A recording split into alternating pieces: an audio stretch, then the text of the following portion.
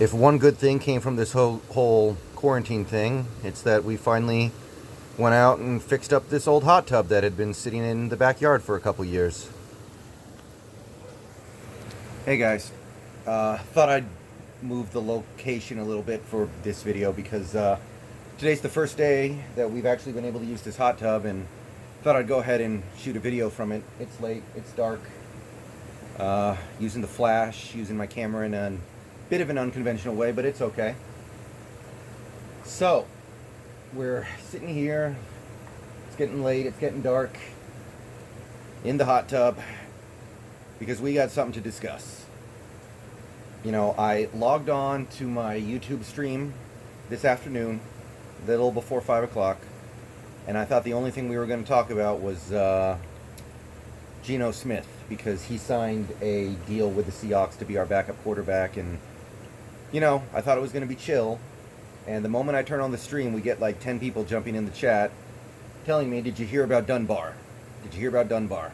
Well, I hadn't before, but I have now, obviously. Quinton Dunbar, armed robbery, arrest warrant. He's been arrested, I think.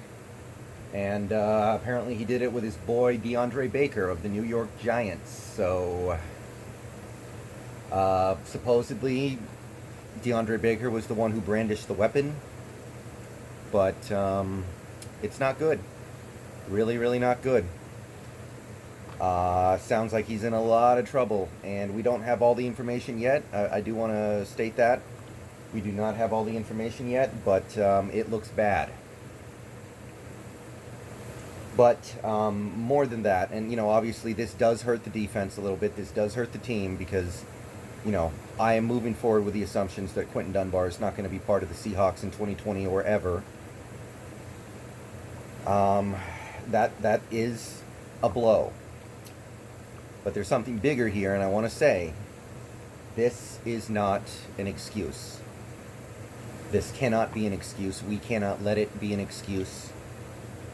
If at the end of the 2020 Seattle Seahawks season, if we have a bad defense, this cannot be the excuse. I do not want to hear anything from anybody in the organization that Dunbar getting arrested was the reason why the defense didn't get better. It's not an excuse for Carroll. It's not an excuse for Schneider. It's not an excuse for Norton. It's not an excuse for anybody. I'm going to make another video in the near future exploring this in more detail, but bottom line is the cornerbacks are going to be Shaquille Griffin, who Carroll has had for 3 years. This is year number 4 for Shaq. Trey Flowers, who is entering year number 3. Carroll has now had more than 2 seasons to groom him. And Ugo Amadi, who Carroll has now had, this is going to be his 2nd year grooming Ugo. These are guys we have spent draft picks on. These are guys that we have spent, you know, non-trivial draft capital on.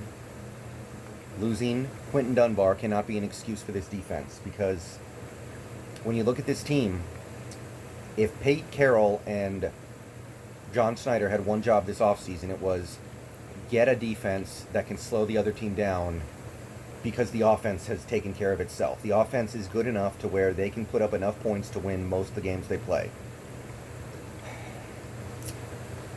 Dunbar cannot be the catch-all excuse for why that mission fails, if it does. So, while this sucks, and while I am pissed about Dunbar, I don't understand why he would do something like this, assuming he did indeed do it. I don't understand why he feels the need to do something like this. I don't get it. But bigger than that is this cannot be the reason. This cannot be the scapegoat for defensive failures next year. This team has spent too many draft picks, too much money, too many resources on this defense to allow that to be the catch-all. So this changes nothing for me.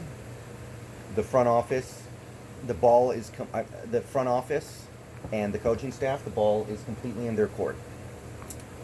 All right, I'm gonna enjoy this hot tub for the rest of the night, go to bed, and we can talk about this more in chat tomorrow, but that's the number one thing I want to get across. This is not an excuse for this coaching staff. All right, peace.